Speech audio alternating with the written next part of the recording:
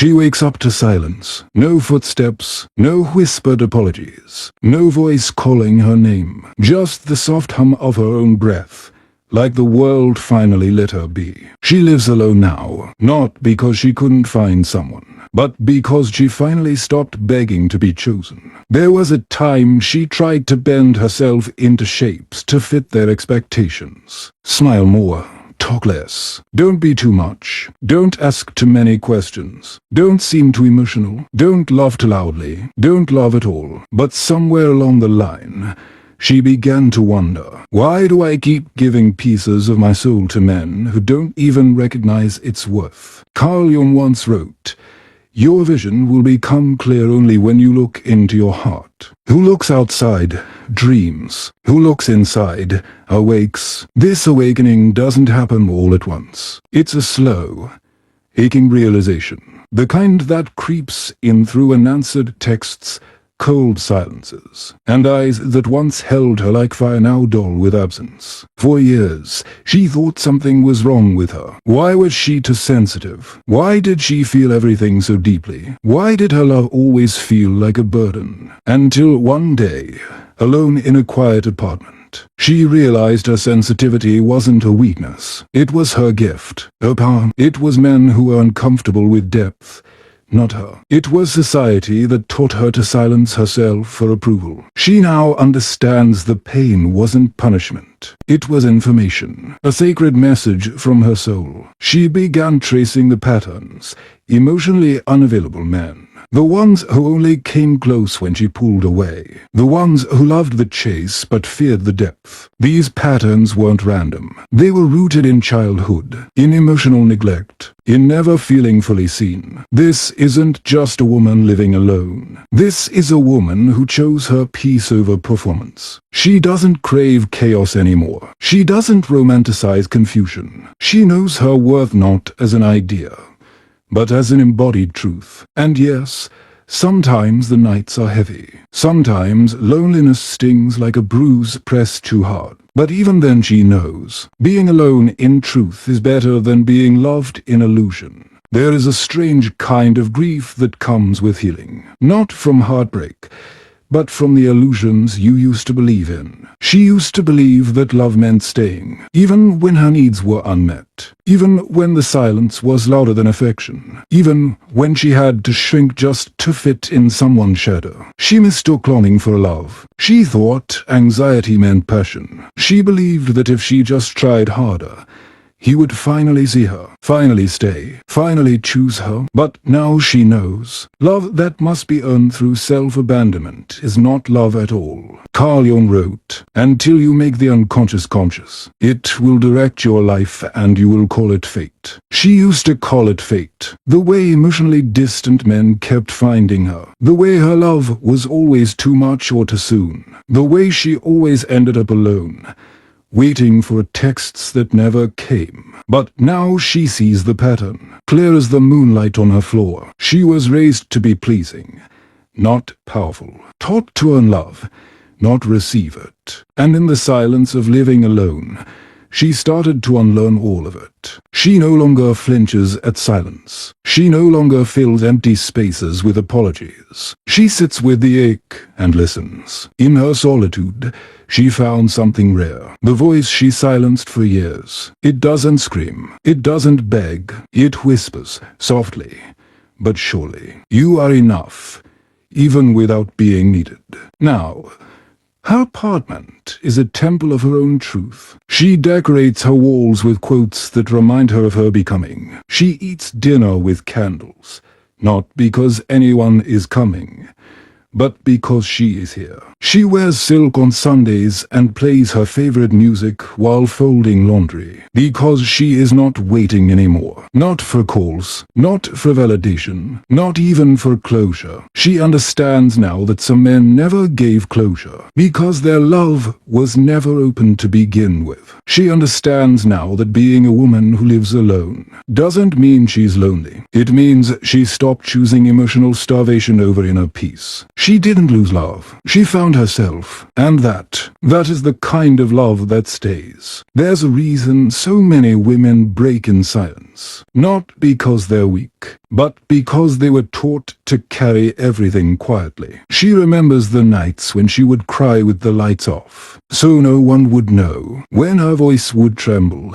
but she would still say, "I'm okay, it's fine." She wasn't fine. She was exhausted from loving people who only loved her when she was easy, when she asked for nothing, when she gave everything. But the truth is, she was never too much. They were just never enough. Carl Jung said, "Loneliness does not come from being alone, but from being unable to communicate the things that seem important to you." That quote wrapped around her like a mirror, because she had so much to say, but no one who could receive her. Not really. She tried to explain her feelings once, that she didn't want grand gestures, just presence, that she wasn't asking for the world, just honesty. But her words were met with confusion, accusation, silence. It was then she realized, most people don't want to know you. They want the version of you that makes them feel good.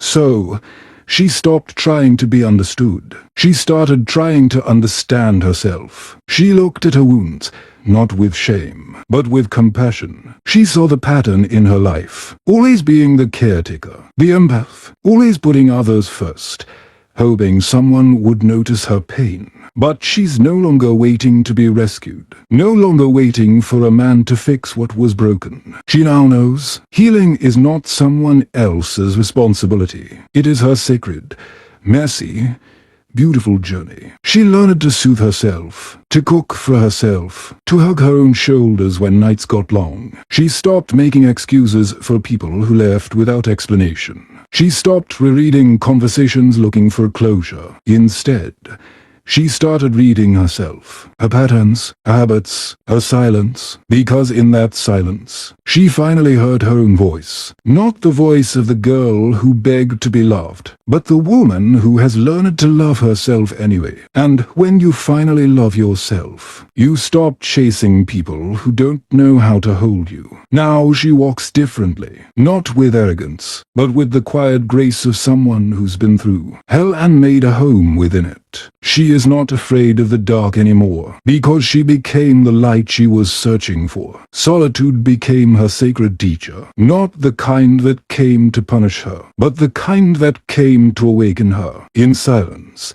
she began to see the things noise had buried. How she was constantly shrinking in rooms just to make others comfortable. How she laughed at jokes that hurt her. How she mistook emotional survival for love. She now understands something profound. Sometimes, loneliness is not a void, it's a doorway. A threshold between who you were trained to be and who you truly are. Carl Jung once said, "The privilege of a lifetime is to become who you truly are." And in her little apartment, filled with quiet music and morning light, she is finally becoming. She no longer wants the kind of love that leaves her guessing. The kind that disappears and returns only when it's convenient. The kind that asks her to be small in order to be loved. She wants the kind of love that feels like home, not a battlefield. But here's the truth. To meet that kind of love, she had to become that love for herself first. So she set boundaries, not as walls, but as windows, to let the right people in and keep her soul protected. She deleted numbers that drained her. She stopped explaining her emotions to people committed to misunderstanding her. She doesn't need to be fixed. She needs to be felt, deeply, patiently, respectfully. Now, she chooses men who are not afraid of emotional intimacy, who listen between the words, who don't confuse silence with disinterest and tears with weakness. But she also knows, if such a man never comes, she will still be whole, because she is no longer waiting to be completed. She completes herself every morning, when she waters her plants, when she speaks kindly to her reflection, when she writes poetry no one else will read.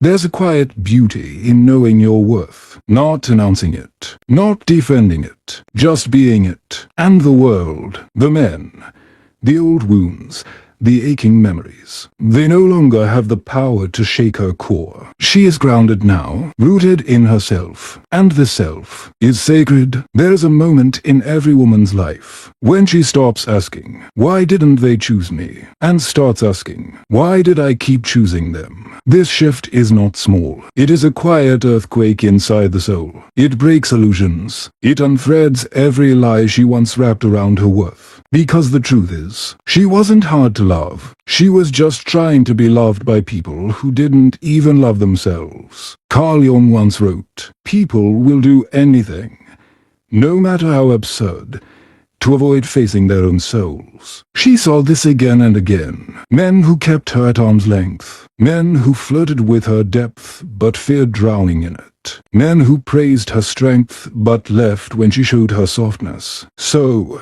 she stopped begging to be chosen. Now she knows, being chosen is not the goal. Being safe with someone is. It took her years to understand that some men don't reject you because you're not enough. They reject you because your wholeness threatens their illusion of control. Because you cannot control a woman who knows her worth. You cannot manipulate a woman who can sit in silence and not crumble. You cannot break a woman who has rebuilt herself from her own ashes. She is that woman now. She no longer confuses intensity with intimacy. She no longer romanticizes inconsistency. She no longer finds poetry in pain. She finds poetry in peace, in watering her soul the way she used to water others, in walking away, not because she's bitter, but because she's finally awake.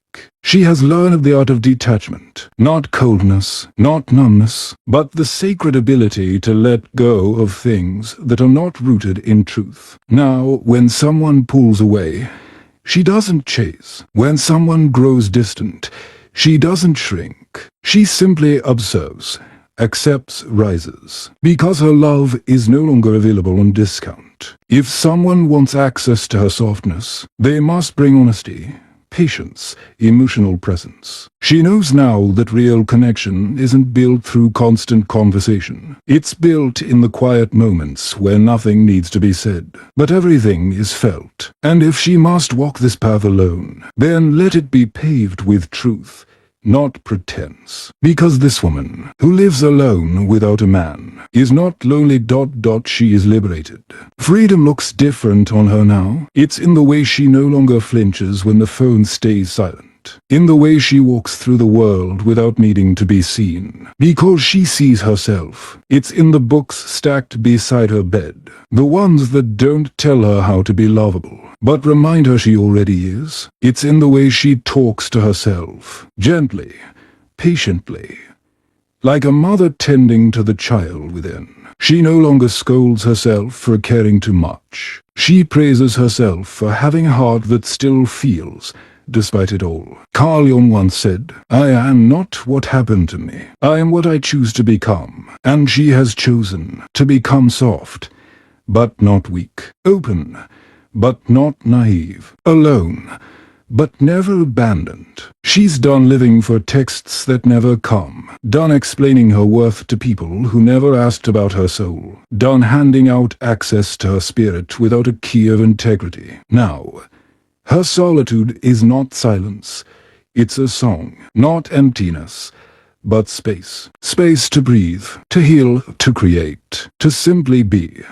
Without performance, without pretending. She still believes in love, but not the kind that costs her peace. Not the kind that turns her into a version of herself she doesn't recognize. She believes in love that arrives with gentleness, that listens, stays, grows. But she no longer waits for it. Because the woman who lives alone has found what most people spend a lifetime chasing. Self-respect, emotional clarity, sacred independence. And yes, the world may not celebrate her. She might not have a hand to hold at every dinner table. She might not have relationship status to prove her value, but she has something more honest than all of that. She has peace. She has evenings where she can hear her thoughts, mornings where she doesn't dread the day, nights where she wraps herself in silence and feels safe. She is not waiting to be chosen anymore, because she has already chosen herself. And in that choice is the kind of love that never walks away.